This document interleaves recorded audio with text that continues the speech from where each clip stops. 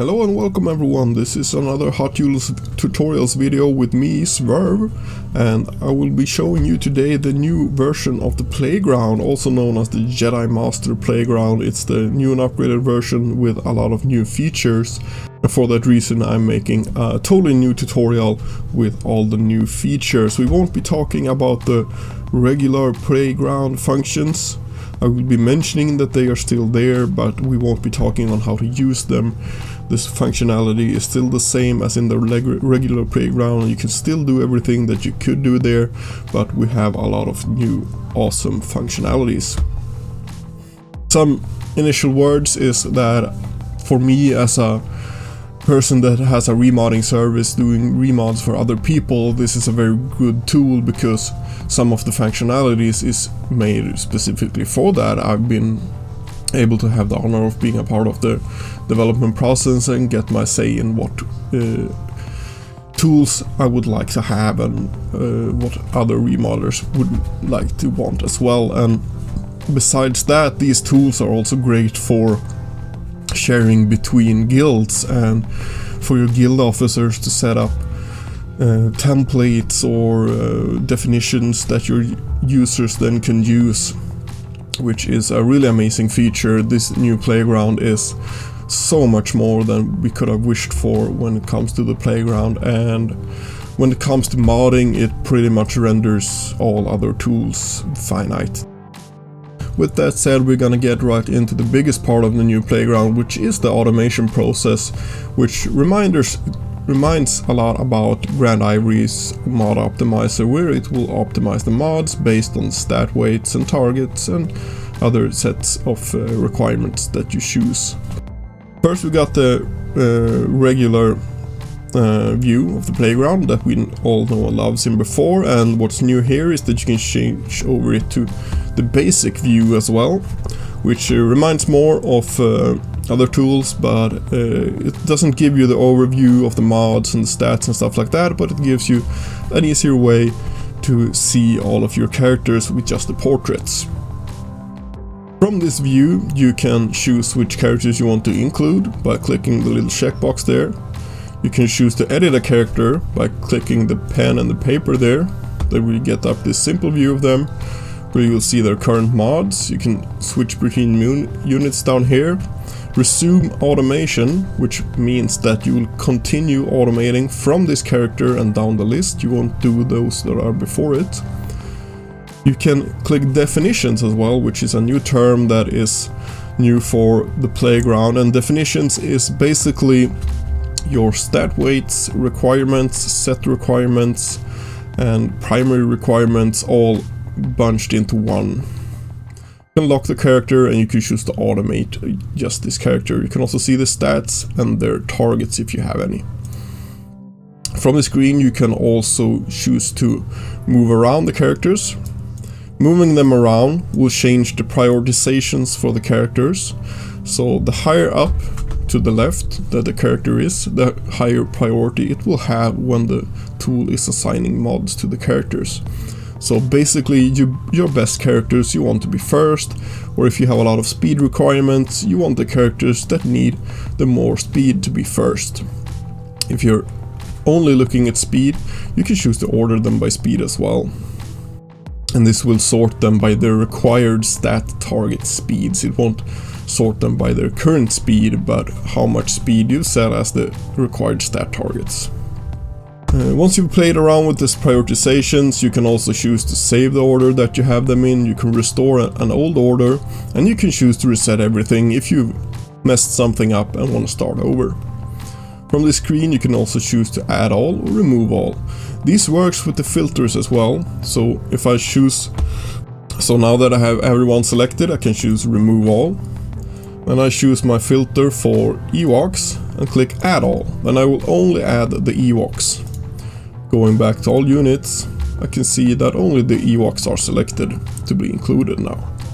And to be clear, only the included characters will be considered for prioritization and will only be the ones that are saved if you save the loadout.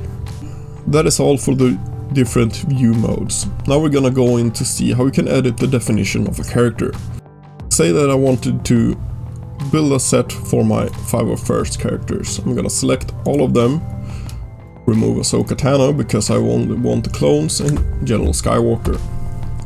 After that, I choose the included button here, which will only show me the characters that I currently have included.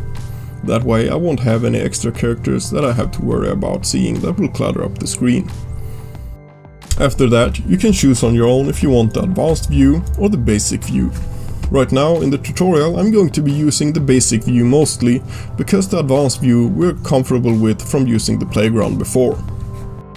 Now I can choose the prioritization on these characters. Since General Skywalker is the most important one, I'm gonna leave him in the front. But I want Rex to have very high speed, and then I want Fives to have some good mods as well, because when he sacrifices I want my other characters to take part of those good stats. I'm gonna leave Echo and Arc for the last 2 spots.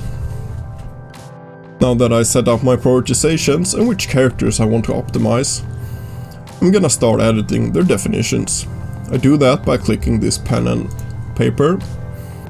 And I can see his current mods here, but I'm gonna go into definition because that's what we're going to be working on right now. First off, you're gonna see that this field with stat weights is pre-filled. Those are the default values that are created based on an algorithm that Strange, the developer, uses to gather what mods the top teams in the world are using on this character. Then it derives those stats into stat weights that is supposed to represent the norm of modding for this character. On most of these pages there will be a help button. If you're ever uncertain to how this page works or what you can do here, click the help button and it will take you to our wiki page where you can get some tips and tricks on how to use them and the functionalities of the page you're on. On the left side here you can see the current stat weights, and on the right side you can see a preview of what the stat weights you set would return scores for on the mods. As you can see here that speed sets wouldn't give you a 71 score, while an offense set would give me a 135 score. You can tweak these numbers so you can get an indication of what sets or primaries your character is going to get. If you scroll down you're gonna see primaries, and at the way bottom you're gonna see perfect rolls as well, and with all the scores that they are worth. You don't have to calculate these together to know what you're gonna get, but it's a good indication of what you're going to get. As you can see here, I'm most likely going to get an offense set on my General Skywalker. These default stat weights is going to be a good starting point for most people, but you're always going to want to tweak your stat weights if you want perfect results. Because everyone's mod roster is different and you have different mods and different mod depth than everyone else. So there's no saying what stat weights will be perfect for you, but with some work and some learning, you're going to learn how to shape them into what you want. The best thing you can do is practice, practice, practice. That's all for the stat weights. After that we have 2 different set of stat targets. We have required stat targets and we have desired stat targets. The required ones are ones that this character must meet in order to pass the test. The desired ones will only give you a warning if the character doesn't meet them. He won't fail the test. You can have the same stat twice, both in the required and the desired category. If you set the required category to be speed and say above 300, you can then set the desired stat category for speed to be over 320. Then we'll aim to get over 300, but if you go below 320, it will still give you a warning that you are below that number. You can set a stat target for all of the stats that are available. You can even use total health, which will give you your health plus protection pulled together. You can also set these stat targets in relation to other characters. Say that I would like my physical damage to be higher than Echo's physical damage.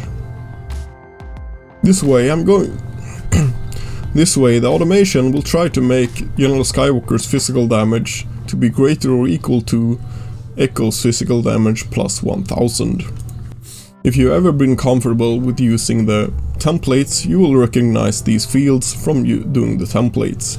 You have the left operands, right operators, right operand, which which you can all tweak to your heart's desire.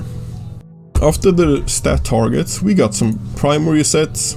We can choose which primaries the character will have. If you choose more than one for a certain mod, you will choose any of those. If you only choose one on each row, then it will force that primary. Per set, you have 3 different settings. You can choose must use all, then it will only select those sets. Must use any, then you can choose several sets, but it will only use any of these sets. And then you have no outside sets, and then you set those and it will not use any other sets than those. You can also choose if you want to allow broken sets, or if you don't want broken sets, or if you just want to use the global settings. The last tab on the definitions view is the requirements. Here you can set up some additional requirements for the character, also if you want to prioritize 6.mods. If you click this button, it will prioritize putting 6.mods on this character, which is intended for pilots. Once you're finished with setting your stat weights, your required stat targets, primaries, sets, and requirements, you can either choose to set this as the new default. Then anytime when you're editing this character in the playground, it will have those settings by default. You can also choose to revert your settings back to the default. You can remove the current default, and you can choose to import definitions. You can also choose to flip between characters using these 2 arrows, but if you're done and want to continue or go back, you must hit the check mark to confirm your choices. After that, you can switch characters with the buttons, or you can go back to the overview screen. And once you're finished with your stat weights and your targets, you can click on Automate. Here's the same settings that we will be talking about later in the video. The calculation process depends on how high your targets are and how many targets you have. Once it's done, you can see here on the basic screen that there's a red marker here because he didn't meet all of his targets. Clicking it, we'll see the new mods, and we'll see an exclamation mark next to stats. As you can see here, he didn't hit this physical damage, but he did meet both the targets for speed, as you can see here as well. The process from here would be to either change the targets or change the stat weights to make it easier to hit those targets. You can go back to definition to do this. Another new feature of the Playground version 2 is the review screen. Here you can compare the mods you're working on right now with another loadout or the mods that are in game. On the left hand side we can see the mods that I'm working on at the moment, and on the right hand side we can see what I currently have in game. If I want to show something else on the right side, I click this drop down and then I can choose either of my loadouts that I have. You can compare this to my first loadout for light side territory battles. And then we can see that I have a lot more speed right now, but a lot less physical damage. This is a good thing if you want to compare what you're doing with what you already have to see if you're making progress or if you should scrap it. Or if perhaps you should be using it for something else. After the review tab, we have the template tab. And this is a very important part of the new playground, because here you can export and import loadout definitions. You can import the ones you have from Grand Ivory already, and you can import templates from your guild. Also, this first screen shows you the requirement summary for what you're working on at the moment. And as you can see here, we mostly set up requirements for General Skywalker right now. These ones for Arc Trooper are based on my default requirements for him. Now to provide a good example, let's say that I've been working on a loadout definition for my guild to be able to defeat the cam mission easier. I would be able to want to share that with them, so that's why we have the export loadout definition. From here you can create a save of the loadout definition, and then you can share that either with your guild, your alliance, or with anyone using their ally code. This is about as simple as creating a loadout. You choose a name, a category, you can add a description if you want, but if it has 5 characters or less, it will show their portraits on the sharing screen. You can add a YouTube ID if you want to share a YouTube video together with the loadout definition. If you choose to share it with public, everyone can see it. You can choose to share it with your guild, your alliance, or choose an ally code. You can also choose if you want to add all of the characters to the loadout, and you can see which one you added so far. Once you're done and have filled all the required fields, you can click export and export the loadout definition. Once you've done that, then anyone you can have shared it with can go into import loadout definitions. In this list you can see all of the loadout definitions that are shared with you, also the public ones. You can search in this window, you can choose some filters here depending on what categories the different loadout definitions are placed in. Or you can choose to reload the screen if someone recently shared you a loadout that you can't see. You also have some settings here, or some toggles more specifically. You can choose to import the unit priority order, and that is what I spoke to you about earlier, about the prioritizations, in which order you place the units before prioritization. You can also choose to exclude all units not imported, which is helpful if you're trying to import only a few units that are in the current definition. You can also choose to load multiple ones. You click that one and then choose which ones you want to add, one by one. If you ever want to deselect one, you don't click delete, you click remove.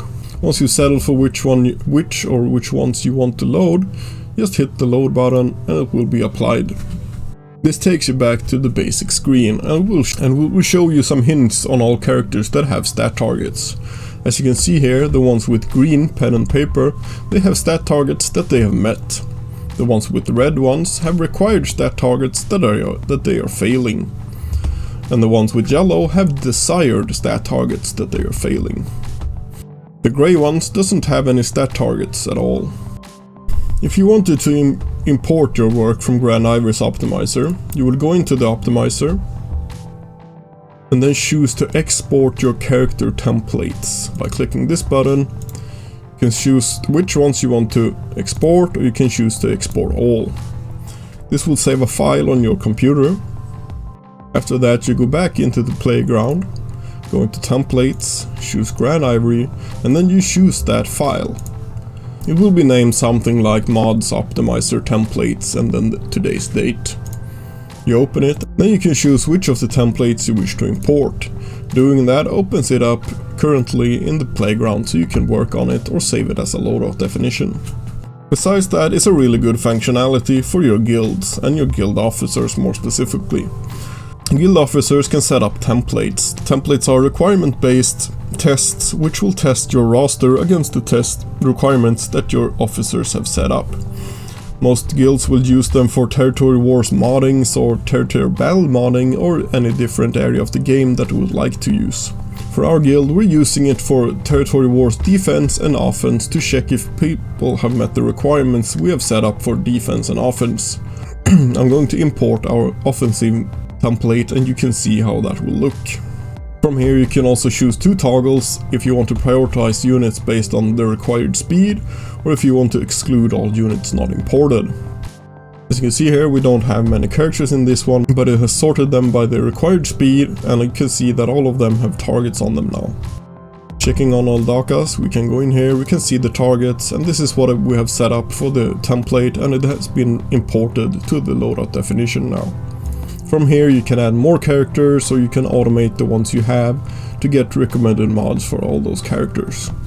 But if you're doing a full loadout for your territory wars, I suggest adding a little bit more than just 10 characters, because you're probably gonna need more than that during a territory war. That is all for the templates tab. Now we're going to check out the settings tab. Prompt setting every automation run. This will toggle the pop-up screen that comes up when you hit automate with the additional settings that you can choose there. I like to have it there because sometimes I'll tweak settings between automation runs. Don't break mod sets. This will make sure that all of your characters don't have any broken sets. All of them will have full sets.